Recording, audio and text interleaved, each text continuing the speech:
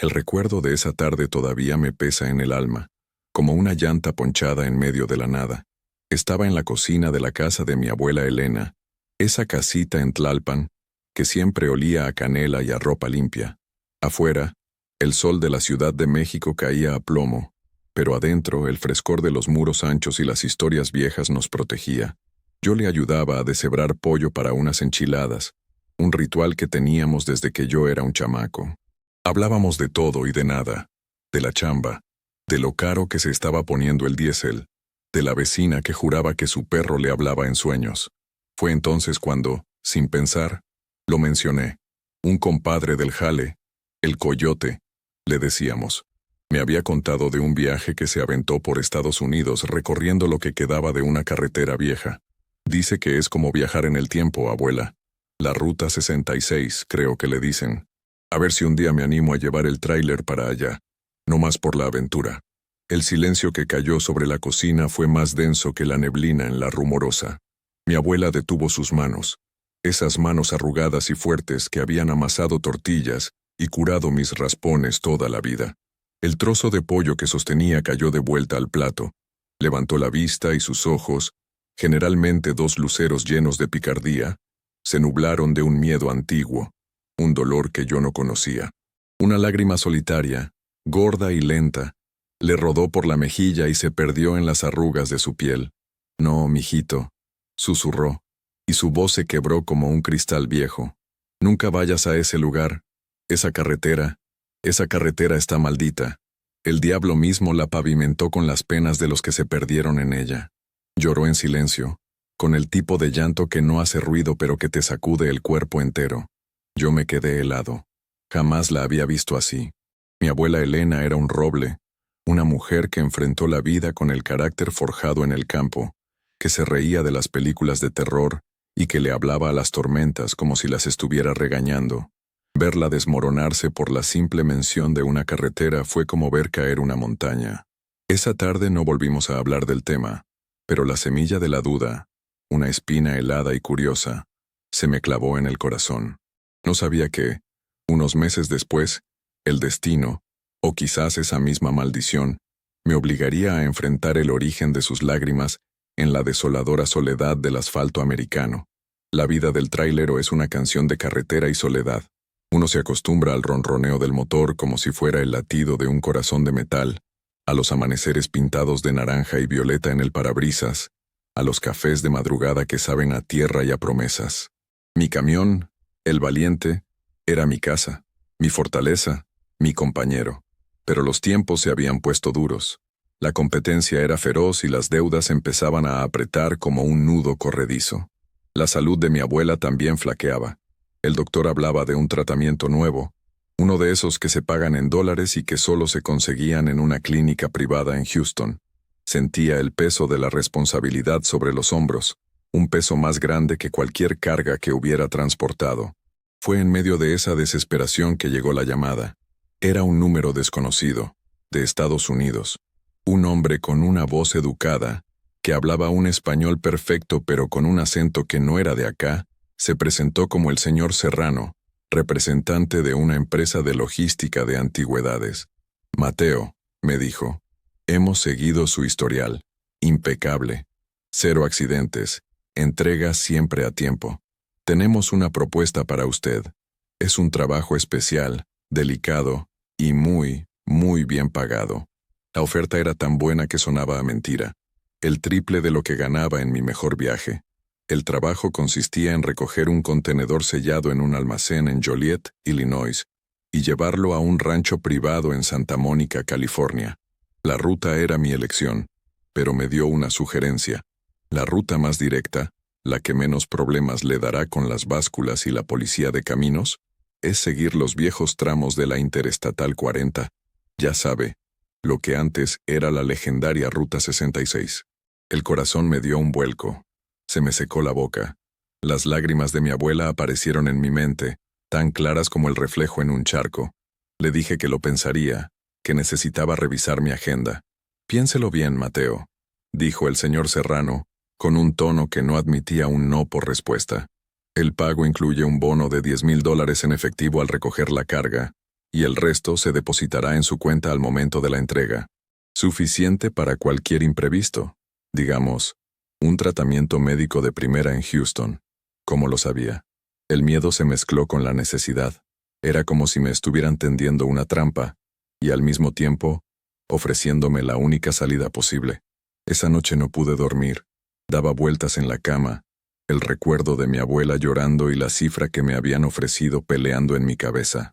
Al día siguiente, fui a verla. No le conté de la oferta, no me atreví. Solo le pregunté, con toda la delicadeza que pude, por qué odiaba tanto esa carretera. Ella estaba regando sus malbones, y por un momento pareció que iba a ignorarme. Dejó la regadera en el suelo, se secó las manos en el delantal, y me miró con una tristeza infinita. Hace muchos años, cuando yo era apenas una muchacha, tu abuelo y yo cruzamos para el otro lado, buscando una vida mejor, como tantos otros. Nos fuimos por esa carretera. Íbamos con otra familia, unos compadres. Pasaron cosas, Mateo, cosas malas. Había una mujer, le decían la huesera. Decían que era una bruja, que curaba con hierbas pero también que hacía males. Ella nos advirtió que no siguiéramos, que en ese camino se pagaban deudas que no eran nuestras. Tu abuelo, terco como él solo, no le hizo caso. Se burló de ella. Mi abuela se detuvo, tragando saliva. Perdimos todo en ese camino, Mateo. Todo el dinero que llevábamos, las esperanzas, y casi nos perdemos el uno al otro. Esa mujer, la huesera, nos encontró de nuevo en medio de la nada, cuando nuestro coche se descompuso. Nos dijo que la carretera cobra peaje, y que el peaje es un recuerdo, un pedazo de tu alma. Desde entonces, no puedo ni oír su nombre sin que se me hiele la sangre. Sus palabras, en lugar de asustarme, encendieron una chispa de rebeldía en mí. Eran cuentos de viejos, supersticiones nacidas del dolor y la necesidad de encontrarle una explicación a la mala suerte. Yo era un hombre del siglo XXI, un hombre que creía en la mecánica, en los mapas de GPS y en el trabajo duro. No en brujas ni en carreteras malditas. La salud de mi abuela era real. Las facturas del hospital eran reales. El dinero que me ofrecía el señor Serrano era la solución real. Tomé una decisión. Aceptaría el trabajo. Protegería a mi abuela. Le daría el tratamiento que necesitaba y le demostraría de una vez por todas que las maldiciones solo existen en la mente de quienes les tienen miedo. Esa misma tarde, llamé al señor Serrano. Acepto, le dije, mi voz sonando más segura de lo que me sentía. Cuente con que su carga llegará a Santa Mónica. Del otro lado de la línea, un silencio breve, y luego, una risa suave y satisfecha. Sabía que era usted el hombre indicado, Mateo, el indicado por el destino. La frase me dejó un mal sabor de boca, pero ya no había marcha atrás. El contrato estaba sellado, y mi viaje hacia el corazón de la leyenda de mi abuela, hacia la maldita Ruta 66, estaba a punto de comenzar. No tenía idea de que no solo iba a conducir mi tráiler, sino que iba a arrastrar las cadenas de un pasado que no era mío, un pasado que me esperaba pacientemente en la oscuridad del asfalto. El almacén en Joliet, Illinois, era un gigante de concreto sin ventanas, un lugar anónimo en una zona industrial que olía a metal y a lluvia estancada. El señor Serrano me había citado al amanecer. Llegó conduciendo un BMW último modelo, un coche tan negro y silencioso que parecía una sombra. Vestía un traje caro, a la medida, y en su muñeca brillaba un reloj que probablemente costaba más que mi tractocamión. Su apretón de manos fue firme y frío. Mateo, un placer conocerlo en persona, dijo, aunque sus ojos no sonreían. Todo está listo. Me guió al interior del almacén, donde un montacargas ya estaba colocando el contenedor sobre el chasis de mi remolque. Era un contenedor estándar, gris, sin marcas, pero estaba sellado con un candado electrónico y varias cintas de seguridad con hologramas. La carga es frágil, explicó Serrano, esquivando mi mirada. Contiene artefactos de una colección privada. Lo más importante es que no se abra por ninguna razón hasta su destino. El sello electrónico tiene un rastreador GPS. Si se rompe, lo sabremos al instante, y el contrato se anulará. ¿Entendido? Asentí, sintiendo un escalofrío. Había algo más en ese contenedor que simples artefactos. El peso parecía excesivo para ser solo antigüedades. Me entregó un sobre grueso de papel manila. Dentro había $10,000 en billetes de 100, perfectamente ordenados. El olor del dinero era casi abrumador. Un adelanto para sus gastos, dijo Serrano. El resto, como acordamos al finalizar, mantenga su teléfono encendido. Le llamaré para verificar su progreso. Se dio la vuelta y se fue, tan silenciosamente como había llegado. Me quedé solo en la penumbra del almacén, con el contenedor ya asegurado a mi tráiler. Revisé los seguros, las llantas, los niveles de aceite. Todo era rutina. Gestos mecánicos que hacía para calmar los nervios que me revolvían el estómago. Era solo un trabajo más, me repetía. Una carga valiosa, un cliente exigente. Nada que no hubiera hecho antes. Pero la advertencia de mi abuela resonaba en mi cabeza. Un eco lejano y persistente. Esa carretera está maldita. Sacudí la cabeza, intentando alejar los pensamientos. Era hora de ponerse en marcha. Subí a la cabina de El Valiente. Ajusté el espejo retrovisor y encendí el motor. El rugido familiar me trajo un poco de consuelo. Salí del almacén y me incorporé a la carretera. El sol empezaba a despuntar en el horizonte, tiñendo el cielo de un rosa pálido. El GPS me indicaba la ruta, y allí estaba, la línea azul que me llevaría hacia el oeste, siguiendo el fantasma de la Ruta 66. Los primeros días fueron engañosamente tranquilos. Atravesé Illinois y Missouri, estados verdes y ondulados, salpicados de pueblos que parecían dormidos en el tiempo. Buscaba a propósito los tramos viejos de la carretera, desviándome de la interestatal moderna siempre que podía. Quería ver lo que el coyote había descrito, sentir ese viaje al pasado, y en parte era verdad. Pasaba por gasolineras abandonadas, con las bombas oxidadas y los cristales rotos, moteles con letreros de neón apagados, cuyos nombres prometían sueños y descanso a una generación que ya no existía. Cada pueblo fantasma era un monumento a la velocidad, a cómo el progreso simplemente había rodeado y dejado morir a estos pequeños universos. Pero a medida que avanzaba, una sensación de inquietud comenzó a crecer en mí. No era algo que pudiera señalar, sino una acumulación de pequeñas cosas. La radio, por ejemplo. A veces, entre las estaciones de country y los predicadores, se colaba una estática extraña, y por un segundo, juraría haber escuchado una voz de mujer, un susurro ininteligible, como una canción de cuna cantada en un idioma olvidado, o las sombras.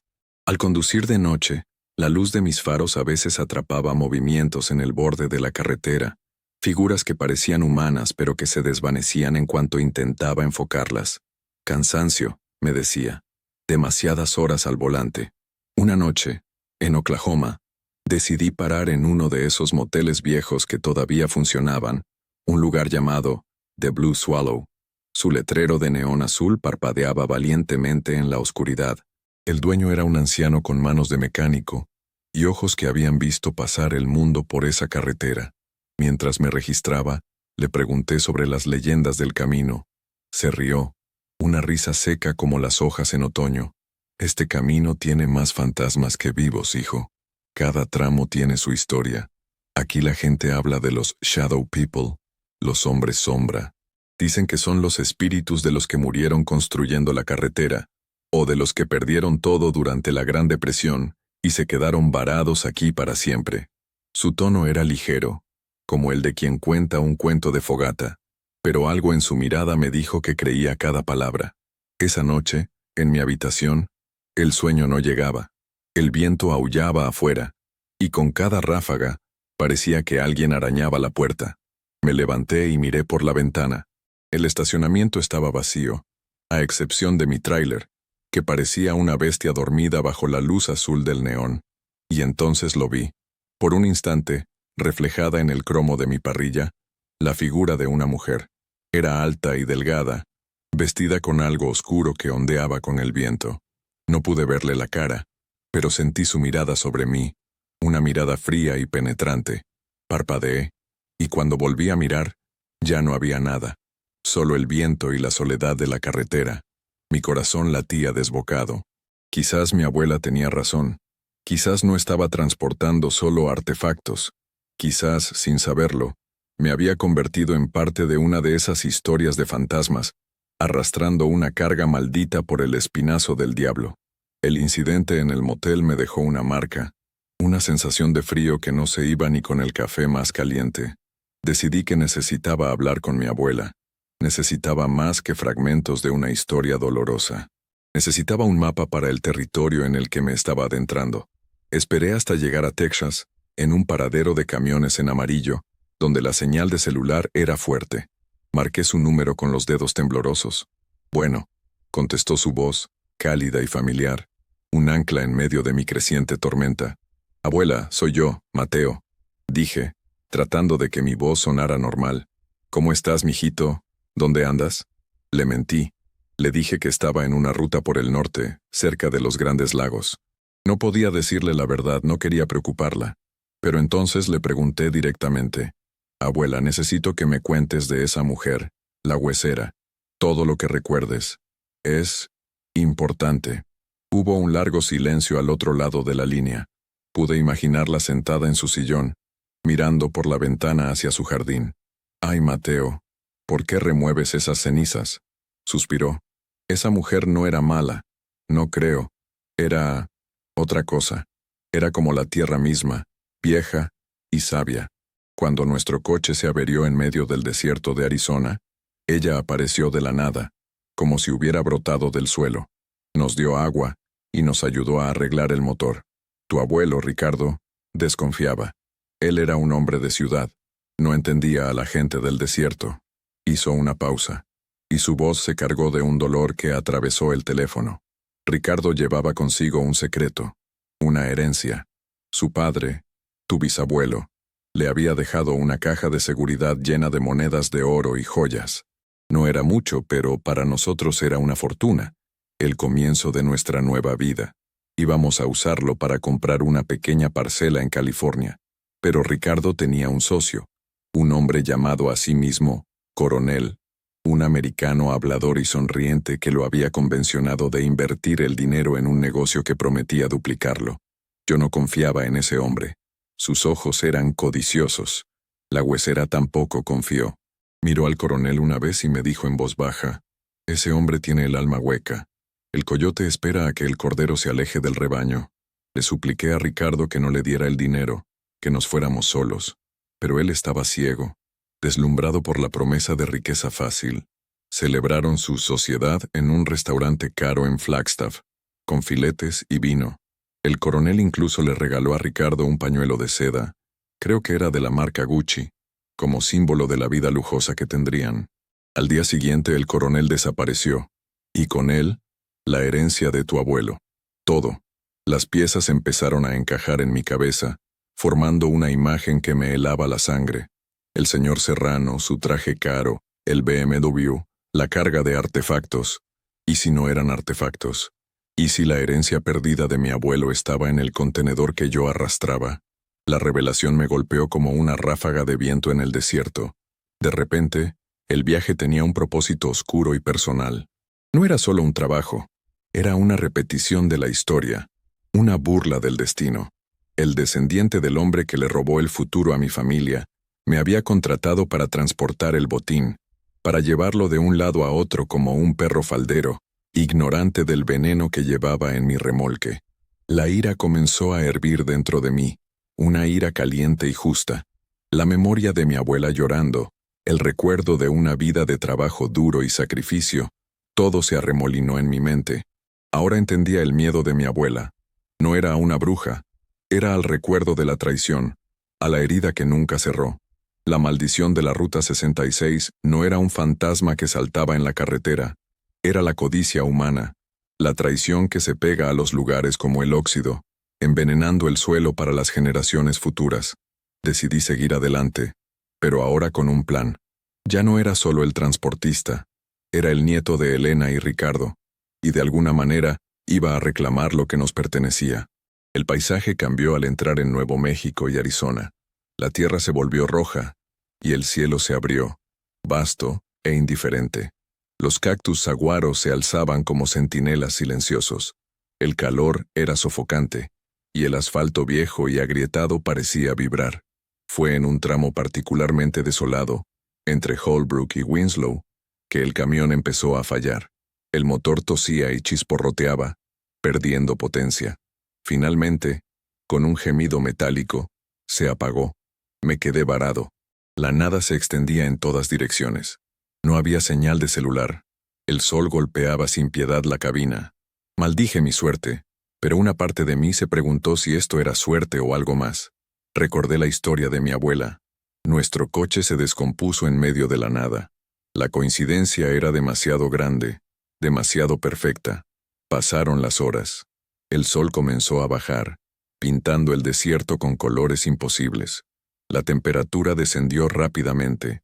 El silencio era absoluto, roto solo por el silbido del viento. Cuando la oscuridad fue casi total, la vi. Estaba parada en medio de la carretera, a unos 50 metros de mi camión, recortada contra los últimos vestigios de luz en el horizonte. Era ella, la misma figura que vi en el motel, alta, delgada, envuelta en ropas oscuras que se movían aunque no había viento. No podía ver sus rasgos, solo su silueta, pero sentí una fuerza emanando de ella, una presencia tan antigua como las rocas que me rodeaban. No era amenazante, era expectante, como si hubiera estado esperándome. Mi primer instinto fue el miedo, cerrar las puertas, esconderme, pero luego la ira y la determinación tomaron el control. Bajé de la cabina. El aire era frío y olía a polvo y a ozono. Empecé a caminar hacia ella, con el corazón martilleándome en el pecho. No era una bruja, me dije. Era una guardiana, un testigo. Era la memoria de la carretera, y yo necesitaba respuestas. A medida que me acercaba, la figura no se movió. Permaneció inmóvil, una estatua de sombra en la inmensidad del desierto. El miedo regresó, un nudo helado en el estómago, pero seguí caminando. Cada paso era un esfuerzo de voluntad. Cuando estaba a solo unos metros de distancia, pude empezar a distinguir detalles. No era una anciana como la que mi abuela describió, ni tampoco un fantasma etéreo. Era una mujer de edad indefinible, con la piel curtida por el sol y el viento, y unos ojos oscuros y profundos que parecían contener la noche entera. Su cabello era largo y negro, con hebras de plata que brillaban bajo la luz de la luna. Llevaba ropa sencilla y oscura, y en su cuello colgaba un collar de piedras y huesos pequeños. No dijo nada, solo me observó, y en su mirada no había malicia, sino una profunda tristeza, una sabiduría ancestral. «Tú», logré decir, con la voz ronca. «¿Tú eres ella? ¿La huesera?» Una sonrisa apenas perceptible se dibujó en sus labios.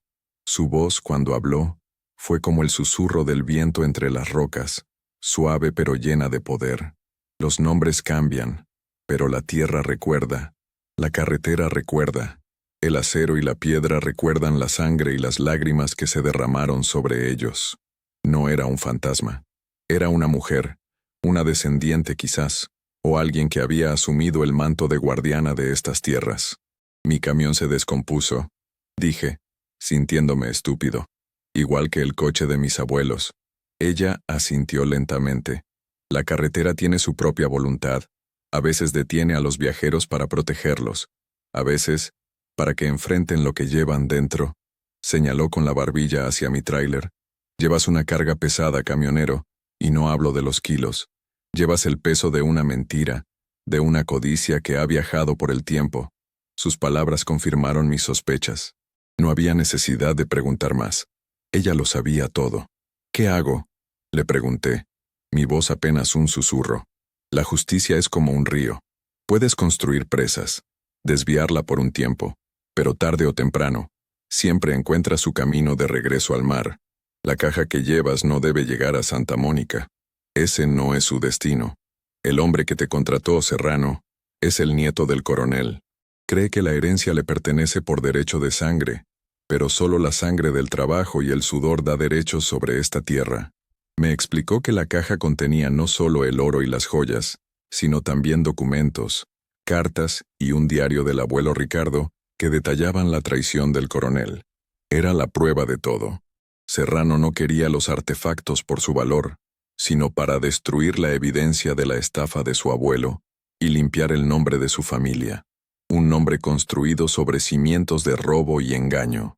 La carretera te ha traído hasta aquí, continuó la huesera, y te ha detenido para que elijas tu propio camino.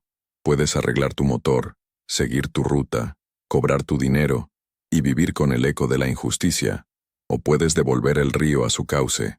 Me indicó un pequeño desvío de tierra que salía de la carretera, casi invisible en la oscuridad. Sigue ese camino. Te llevará a un lugar llamado Dos Cuervos. Allí vive la nieta de una mujer que fue amiga de tus abuelos, una de las pocas personas que les ayudó cuando lo perdieron todo. Ella sabrá qué hacer con la verdad que transportas. Es la única que puede reclamar esa herencia en nombre de la justicia, no de la sangre. Dicho esto, se dio la vuelta y caminó hacia el desierto. No se desvaneció ni desapareció mágicamente. Simplemente se alejó, su figura oscura fundiéndose con las sombras hasta que ya no pude verla. Me quedé solo en la carretera, con el silencio de la noche y el peso de una decisión monumental sobre mis hombros. Regresé a mi camión, abrí el capó y, a la luz de una linterna, vi el problema. Un cable de la batería se había soltado. Una cosa simple, casi ridícula. Lo conecté, giré la llave y el valiente rugió de nuevo a la vida, su motor sonando fuerte y constante en la quietud del desierto. La carretera no me había fallado. Me había detenido. Me había dado una opción. Miré el camino que se extendía hacia el oeste, hacia California y el dinero que me esperaba. Luego miré el sendero de tierra apenas visible que se perdía en la oscuridad, el camino de la obligación contra el camino de la conciencia. Mi abuela no lloraba por una bruja, lloraba por la lealtad perdida, por la confianza rota, y yo, su nieto, tenía la oportunidad de sanar esa herida, de cerrar un círculo que había estado abierto por más de 60 años. Apagué los faros principales, giré el volante y enfilé el pesado tráiler hacia el camino de tierra, dejando atrás el asfalto maldito y adentrándome en la incierta oscuridad, guiado solo por la promesa de hacer lo correcto. El camino de tierra era traicionero, un sendero apenas marcado que sacudía el valiente hasta sus cimientos. Cada crujido del metal, cada golpe en la suspensión, era un recordatorio de que me estaba desviando del plan, del contrato, de la lógica. Estaba arriesgando todo por la palabra de una mujer misteriosa y una historia familiar que sonaba a leyenda. El GPS estaba muerto aquí. La civilización era un recuerdo lejano. Conducía a ciegas, confiando solo en la dirección que la huesera me había señalado. Después de lo que parecieron horas, vi una luz solitaria parpadeando en la distancia. A medida que me acercaba, tomó la forma de una pequeña casa de adobe, con un porche de madera y un corral al lado. Un par de perros flacos ladraron a mi llegada. Apagué el motor y el silencio del desierto se apoderó de todo. Una mujer mayor salió a la puerta, secándose las manos en un delantal. Tenía el rostro surcado de arrugas, pero sus ojos eran brillantes y alertas. ¿Se ha perdido?, preguntó, su voz con la cadencia musical de la gente que ha vivido toda su vida en estas tierras.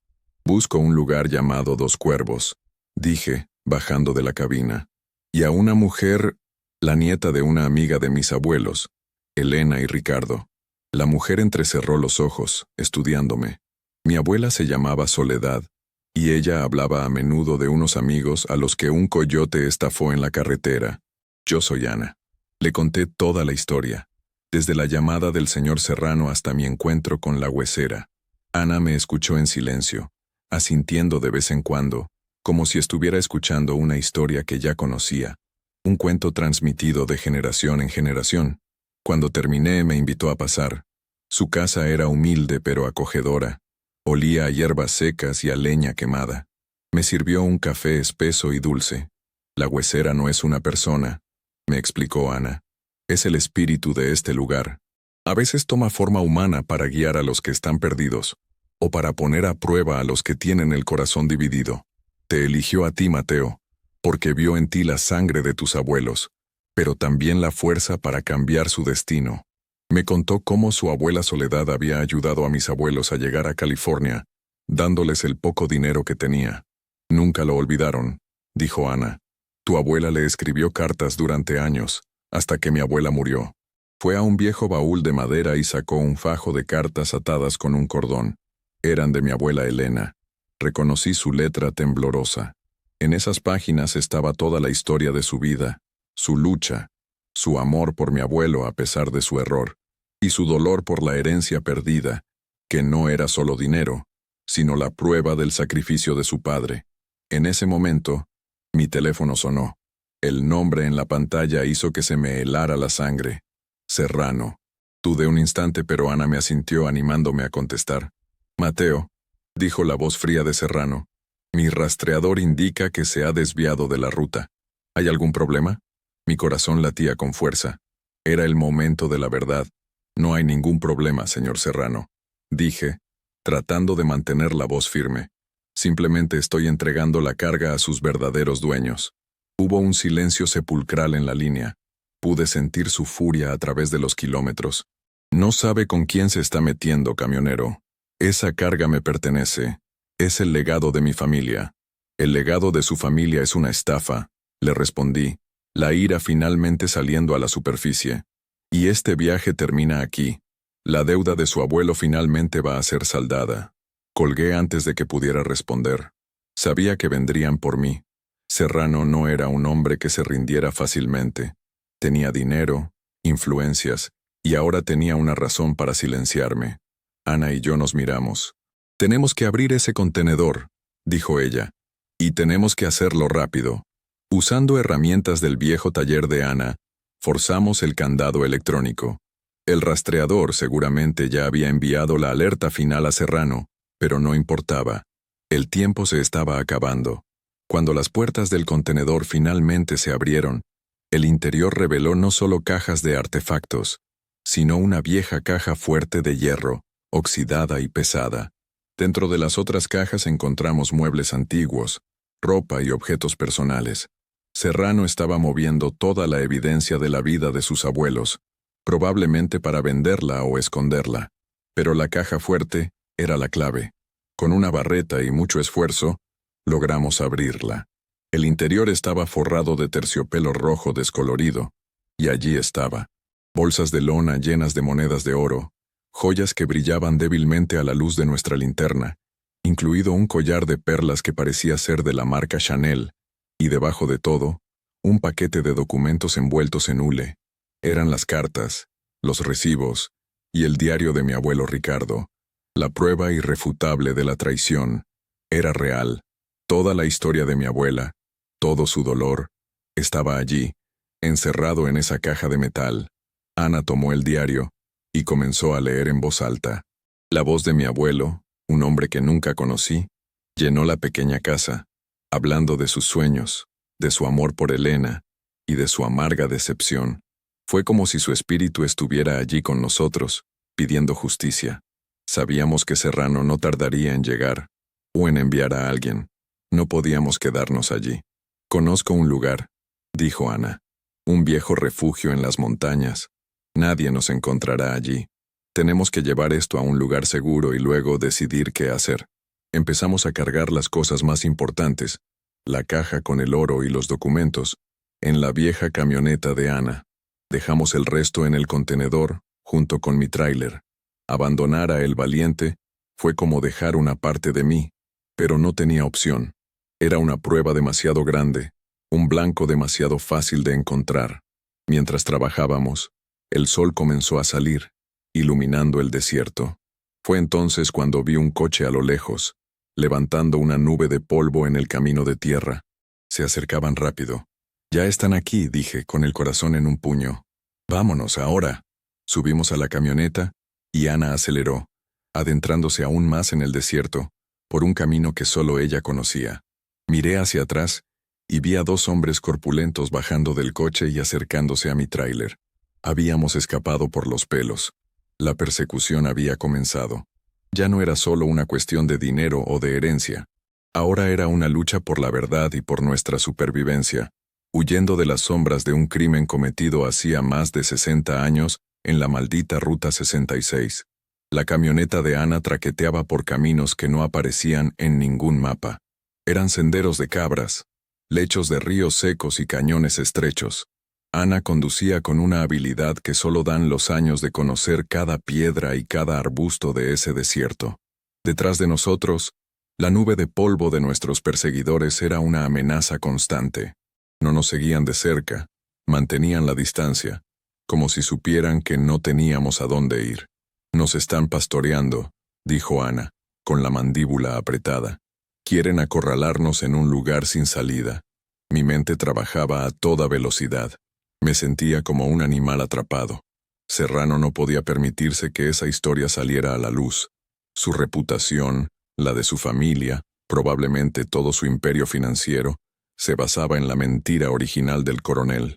Destruir los documentos y recuperar el oro era su única opción, y nosotros éramos el único obstáculo. Tiene que haber una manera, dije, más para mí mismo que para Ana. Pensé en las lecciones de la carretera. Paciencia, planificación, conocer tu vehículo y tu ruta. Pero aquí el terreno era de Ana. Ella era la capitana. ¿Hay algún lugar donde podamos tenderles una trampa?, le pregunté. Ana sonrió por primera vez en horas. Este desierto está lleno de trampas para los que no lo conocen, dijo. Me explicó su plan. Había un viejo pueblo minero abandonado en las montañas, llamado Garganta del Diablo. El único acceso era a través de un puente de madera destartalado que cruzaba un cañón profundo. Era arriesgado, pero era nuestra única oportunidad. Si lográbamos cruzar y dañar el puente, quedarían atrapados del otro lado. Nos daría tiempo para escapar y contactar a las autoridades. El plan era desesperado, pero era un plan. Y tener un plan, como decía Napoleon Hill, es el primer paso para transformar un deseo en realidad. Mi deseo era simple: sobrevivir y hacer justicia. Condujimos durante horas, el sol ascendiendo hasta su punto más alto, convirtiendo la camioneta en un horno. Finalmente, llegamos a la entrada del cañón. El puente estaba allí, tal como Ana lo había descrito, una estructura de madera y cuerdas que parecía que se iba a desmoronar con una ráfaga de viento. Aguantará nuestro peso, dijo Ana con confianza, pero no el de ellos por mucho tiempo. Cruzamos el puente lentamente. El crujido de las tablas de madera bajo las llantas era aterrador. Cada metro ganado era una pequeña victoria contra el miedo. Una vez al otro lado nos pusimos a trabajar. Con las herramientas que llevábamos, empezamos a aflojar las vigas principales, a cortar algunas de las cuerdas de soporte. No queríamos que el puente se derrumbara por completo, solo que fuera intransitable. Mientras trabajábamos, vimos el coche de los hombres de Serrano aparecer al otro lado del cañón. Se detuvieron al ver el estado del puente. Uno de ellos, un hombre grande y con cara de pocos amigos, bajó del coche y nos gritó: «No tienen a dónde ir. Entreguen la caja y el jefe podría dejarlos vivir». No respondimos. Seguimos trabajando, con la adrenalina bombeando por nuestras venas. El hombre furioso sacó un arma y disparó al aire. El sonido retumbó en el cañón. Es su última oportunidad. Fue entonces cuando cometieron el error que esperábamos. El conductor, impaciente, decidió intentar cruzar el puente con el coche. El vehículo avanzó lentamente sobre la madera. El puente gimió y se quejó bajo el peso. Cuando el coche llegó a la mitad, oímos un crujido ensordecedor. Una de las vigas principales que habíamos aflojado se partió. El puente se inclinó peligrosamente y el coche quedó atrapado, con las ruedas delanteras colgando sobre el abismo. Los dos hombres estaban atrapados. Habíamos ganado tiempo. Subimos a la camioneta de Ana y nos alejamos del cañón, adentrándonos en el pueblo fantasma. Garganta del Diablo era un esqueleto de madera y polvo. Edificios vacíos nos miraban con sus ventanas rotas como ojos huecos. Encontramos refugio en la antigua oficina del sheriff, un edificio de adobe que era el único que parecía sólido. Ahora estábamos a salvo, por el momento. Pero la siguiente fase del plan era la más difícil. Necesitábamos contactar a alguien de confianza. Un abogado, la prensa, la policía estatal. Pero no podíamos confiar en nadie. Serrano era un hombre poderoso. Podría tener contactos en todas partes. Mientras debatíamos qué hacer, revisé de nuevo el contenido de la caja. Entre los papeles de mi abuelo, encontré algo que había pasado por alto. Era una tarjeta de presentación de un abogado de Los Ángeles, fechada en 1958. El nombre era Jonathan Finch, abogado. Y debajo, una nota escrita a mano por mi abuelo: hombre honesto, amigo de Soledad. Era una posibilidad remota, un mensaje en una botella lanzado hace más de 60 años, pero era lo único que teníamos. Decidí buscar el bufete de abogados. Quizás ya no existía. Quizás el señor Finch había muerto hacía mucho tiempo. Pero si había una firma, si había descendientes, podrían ayudarnos. Era una apuesta, pero en nuestra situación, todas las cartas estaban en contra. Teníamos que apostar. La búsqueda en Internet desde el débil teléfono de Ana fue un milagro de la tecnología en medio de la nada. El bufete Finch & Associates todavía existía en Beverly Hills. Jonathan Finch había fallecido, pero su nieto, Arthur Finch, ahora dirigía la firma. Era nuestra mejor y única oportunidad. Le enviamos un correo electrónico críptico desde una cuenta anónima que creé, mencionando los nombres de Ricardo, Elena, Soledad y el coronel. Dijimos que teníamos pruebas de un viejo crimen y que necesitábamos ayuda, pero que estábamos en peligro. Adjuntamos una sola foto, una página del diario de mi abuelo. Esperamos. Las horas se arrastraron. Cada crujido del viento en el pueblo fantasma nos hacía saltar. Esperábamos que los hombres de Serrano encontraran una manera de cruzar el cañón. La espera era una tortura. Finalmente, llegó una respuesta. Mi abuelo habló de este caso toda su vida. Fue la mayor injusticia que vio y no pudo probar. Estoy en mi jet privado. Envíenme sus coordenadas. Estaré allí en 3 horas. No contacten a nadie más. Vayan al viejo aeródromo al este del pueblo. Estaré esperándolos. Arthur Finch. Un jet privado. Un hotel en Beverly Hills. El mundo de Serrano y el mundo de Finch eran 2 caras de la misma moneda de lujo y poder. Pero una cara representaba la codicia. Y la otra, esperábamos, la justicia. Llegamos al aeródromo abandonado justo cuando el sol comenzaba a ponerse. La pista estaba agrietada y llena de maleza. Era difícil creer que un jet pudiera aterrizar allí, pero a lo lejos, escuchamos el zumbido de los motores. Un pequeño y elegante jet Lear apareció en el cielo, descendiendo con una gracia imposible. Aterrizó en la pista con una sacudida, levantando una nube de polvo. Se abrió la puerta y bajó un hombre de unos 50 años, vestido con un traje impecable. Era Arthur Finch. Tenía la misma mirada honesta que, según mi abuelo, tenía su abuelo. Nos acercamos con cautela. Le mostramos el diario y las monedas de oro. Él examinó los documentos con la mirada experta de un abogado. Dios mío, susurró. Es verdad. Todo es verdad. Nos explicó que su abuelo nunca olvidó el caso de mis abuelos. Se había convertido en una obsesión para él. Un recordatorio de que a veces la ley no es suficiente para lograr la justicia. Prometió ayudarnos. Dijo que usaría todos los recursos a su disposición para llevar a Serrano ante la justicia. Esto no se trata solo de dinero, dijo Finch. Se trata de restaurar el honor de 2 familias, la suya y la mía. Subimos al jet, llevando con nosotros la caja que contenía el pasado y la promesa de un futuro. Mientras el avión despegaba, dejando atrás el desierto de Arizona, miré por la ventana. Abajo, la vieja Ruta 66 se veía como una cicatriz en la tierra. Una cicatriz que después de tantos años finalmente podría empezar a sanar. El contraste fue brutal. Una mañana estábamos escondidos en un pueblo fantasma, comiendo frijoles de lata, y a la tarde siguiente, estábamos en una suite de un lujoso hotel en Beverly Hills, con Finch y su equipo de abogados. Nos trataron con un respeto y una amabilidad que me conmovieron. Para ellos, no éramos solo clientes, éramos la pieza final de un rompecabezas que su familia había intentado resolver durante décadas. Arthur Finch era un hombre metódico y brillante. Durante 2 días, Ana y yo relatamos cada detalle de nuestra odisea. Sus abogados grabaron nuestros testimonios, fotocopiaron cada página del diario de mi abuelo y catalogaron cada moneda y cada joya. Finch explicó que la batalla legal sería complicada. Serrano era un pilar de la comunidad empresarial de Los Ángeles, un hombre con conexiones políticas y un ejército de abogados. Atacarlo de frente sería difícil. No podemos acusarlo de un robo cometido por su abuelo hace 60 años, explicó Finch. Pero podemos demandarlo por lo que te hizo a ti, Mateo. Contratación fraudulenta, amenazas, intento de secuestro. Y usaremos la historia de tus abuelos como el motivo. Lo expondremos públicamente por lo que es, el heredero de un ladrón que intentó encubrir el crimen original con más crímenes. Mientras los abogados preparaban el caso, yo tenía una llamada que hacer. Marqué el número de mi abuela. Mi corazón latía con una mezcla de miedo y alivio. Bueno, abuela, soy yo. Mateo, mijito, ¿dónde te habías metido? Estaba tan preocupada. Le conté todo.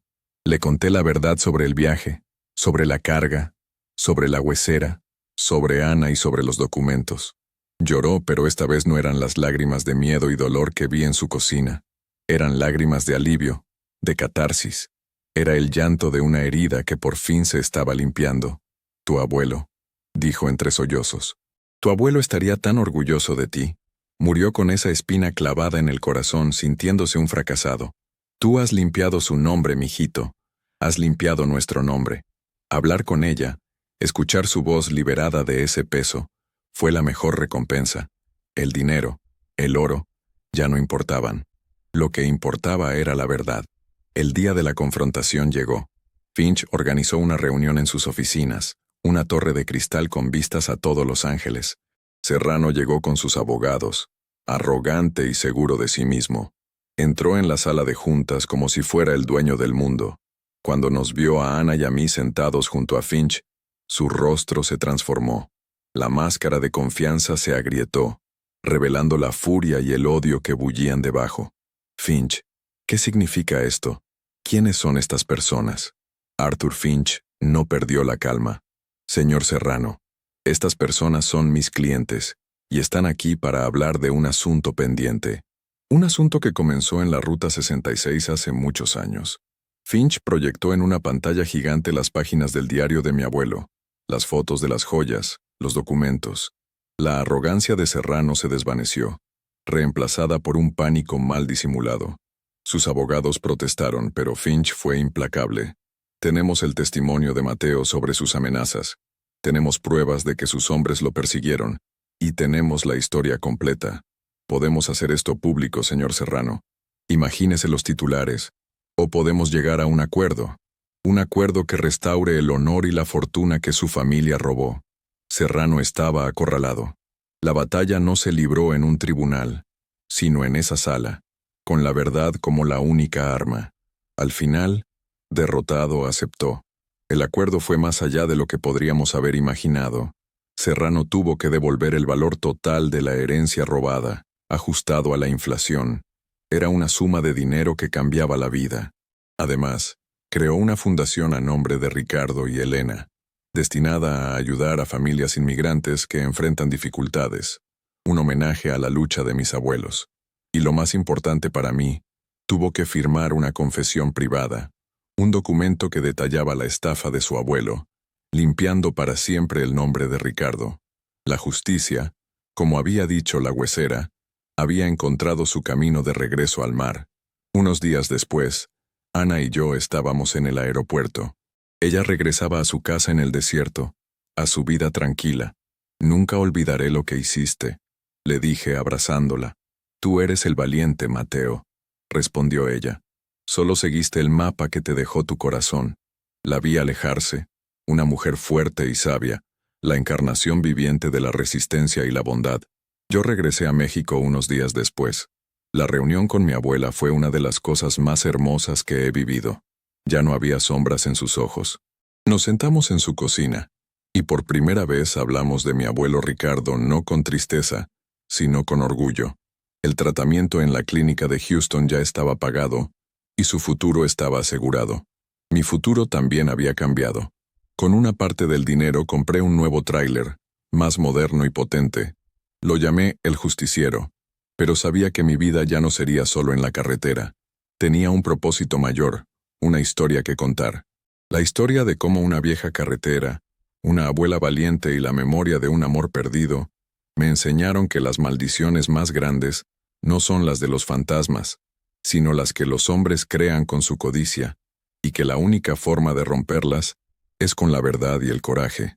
La Ruta 66 ya no era para mí un lugar maldito, sino un lugar de revelación, un camino de asfalto y tiempo que me había llevado de vuelta a casa, a mi familia y a mí mismo. Gracias por llegar hasta el final de esta reflexión. Si estás leyendo esto, quiero que sepas que no estás solo. Ahora, te invito a un momento de calma. Voy a compartir una oración. No importa tu religión, sino tu fe. Una oración pensada para ayudarte, para abrazar a todos los que en silencio luchan, sienten, esperan. Solo cierra los ojos un instante y deja que estas palabras te acompañen. Ten fe. Todo va a estar bien. Orar. Encenderse por dentro. Hay dolores que nadie ve. Dolores que no gritan, no sangran, pero pesan como un velo sobre los hombros. Esos que uno carga en silencio, tratando de entender, de seguir, de soportar. Pero hay un momento, y yo he estado ahí varias veces, en que el esfuerzo cansa, la mente se rinde, y algo dentro de uno se arrodilla, no por debilidad, sino por verdad. Es en ese instante cuando la oración comienza, o mejor dicho, aparece. No esa hecha con palabras bonitas o promesas apresuradas, sino la que brota de un lugar tan profundo que ni siquiera tiene nombre, como un susurro del alma diciendo, ya no puedo sola. Orar, descubrir, no es pedir, es recordar. Recordar quiénes somos cuando el ego se aquieta. Recordar que la vida también late en lo invisible, que hay un centro en nosotros donde todo descansa, y que, aunque por fuera todo parezca derrumbarse, ese centro permanece. A veces, orar es simplemente cerrar los ojos y recogerse como una flor que siente el frío de la noche. Es permitir que una presencia suave nos envuelva, no como magia, sino como sustento, como quien dice sin prisa, aquí estoy, incluso ahora.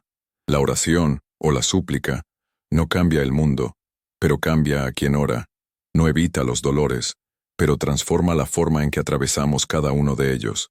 Nos da una mirada más tierna, un corazón menos endurecido, un paso más firme, incluso en la oscuridad. Es como si por un instante el alma flotara por encima del tiempo y regresara al cuerpo con más paz. No una paz ruidosa, sino esa que solo quien ha pasado por el caos puede reconocer. Orar es afinar la escucha. La mente se calla y la intuición despierta. Las respuestas no siempre vienen en palabras. A veces son solo percepciones, toques sutiles, un calor en el pecho. La oración ilumina lo que estaba turbio, deshace nudos que ni sabíamos que teníamos. Y lo más bonito es que no tiene que ser complicado. Orar es hablar con Dios, con el universo, con esa inteligencia amorosa que nos habita y nos envuelve, incluso cuando lo olvidamos. Y no tiene que sonar bonito. No necesitas saber rezar. No necesitas entender nada sobre la fe. Puede ser un desahogo en la ducha, una lágrima en la almohada, una frase susurrada antes de dormir. Cuídame. Puede ser incluso el silencio, cuando el dolor es tan profundo que no salen palabras. Dios entiende todo eso. El universo escucha lo que el corazón no sabe decir. No hay una forma correcta. Hay presencia. Y cada vez que nos permitimos ese encuentro, aunque sea sin ritual, aunque sea sin certeza, es oración. Es tan simple, tan al alcance. Orar es solo recordar que no estamos solos. Y entonces, un día, sin darnos cuenta, nos volvemos oración. La forma de caminar, de tocar, de callar, todo empieza a vibrar distinto. Ni siquiera hace falta decir nada. Solo estar ahí ya es oración viva. Y hasta en los días en que no logramos orar, y sí, hay días así, el alma sigue orando por nosotros. El espíritu no olvida de dónde viene. Al final, orar es eso, encenderse por dentro, y dejar que esa luz nos guíe, incluso cuando no sabemos el camino. Gracias de corazón por acompañarme en este viaje. Si esta historia te tocó de alguna manera, déjame un comentario.